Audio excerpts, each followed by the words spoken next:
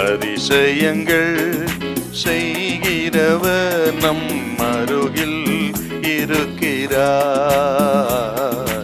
அற்புதங்கள் செய்கிறவர் என்றும் நமக்குள் வசிக்கிறார்.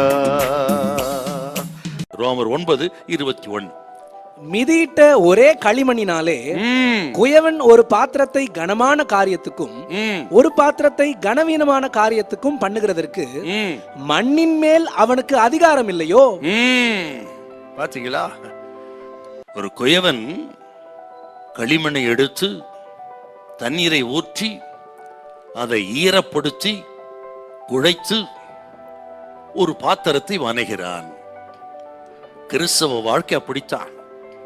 எங்கோ கடந்த நம்மை ஆண்டவர் கரத்தில் எடுத்து வசனங்களின் தண்ணீரை ஊற்றி நம்மை நன்றாக மிதித்து உருவாக்கி பரிசுத்த ஆவியை கொடுத்து நம்மை மென்மையாக்குகிறார்.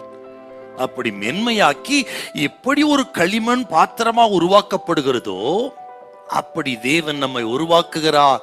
ஆக கிறிஸ்தவ வாழ்க்கையும் அப்படித்தான். ஒரு களிமண்ணை குயவன் உருவாக்குவது போலத்தான். இது உருவாக்குகிற நேரம், நீங்கள் உருவாகிற நேரம் அவசரப்படாமல் பொறுமையா இருங்கள். உருவாக்குகிற அந்த குயவன் சிந்தையில இருக்கக்கூடிய அந்த திட்டம் நிறைவேறும் வரை பொறுமையா இருங்கள். அந்த திட்டம் நிறைவேறும் பொழுது எங்கள் கண்களுக்கு ஆச்சரியமா இருக்கிறது. இப்படி களிமண்ணை எடுத்து தண்ணீரை ஊற்றி ஈரப்படுத்தி மென்மையாக்கி அவன் உருவாக்கும் பொழுது அந்த களிமண் மீது முழு அதிகாரமும் குயவனுக்கு இருக்கிறது. அப்படி முழு அதிகாரம் இருக்கும் பொழுது தமது சிந்தையிலே இருக்கிற அந்த சித்தத்தின்படி திட்டம் அங்கே உருவாகிறது என்றால், அப்படி அந்த களிமண் அர்ப்பணித்து விட்டா இனி அந்த களிமண்ணுக்கு சொந்தம் அல்ல, முழு அதிகாரமும் குயவனுக்குத்தான். அதே போல் ஒரு கிறிஸ்தவ வாழ்க்கை ரட்சிப்பின் அனுபவத்துக்குள்ள வந்து அர்ப்பணித்து விட்டால் முழு அதிகாரம் அப்பன் இயேசுவின் கரத்திலே இருக்கிறது. அவர் சித்தம் சிந்தை நமது வாழ்க்கையில நிறைவேறும் பொழுது அது ஆச்சரியமா இருக்கும். ஆகவே தான் 1 கொரிந்தியர் 6:19-20 நாம் கிரயத்து கொள்ளப்பட்டவர்கள், நான் நமக்கு சொந்தமானவர்கள் அல்ல. களிமண்ணின் மீது குயவனுக்கு முழு அதிகாரம் இருக்கும் பொழுது களிமண்ணுக்கு எந்த உரிமையும் கிடையாது. அதே போல் எந்த நிலைமையில் சூழ்நிலை இருந்தாலும் சரி, அவர் நம்ம நல்ல தகப்பன். ஆண்டவர் இயேசு நமது பரம குயவனாய் இருக்கிறார். களிமண்ணை போல நம்ம அர்ப்பணித்து அவர் வழியிலே அவர் செயல்பட விட்டு விடுங்கள்.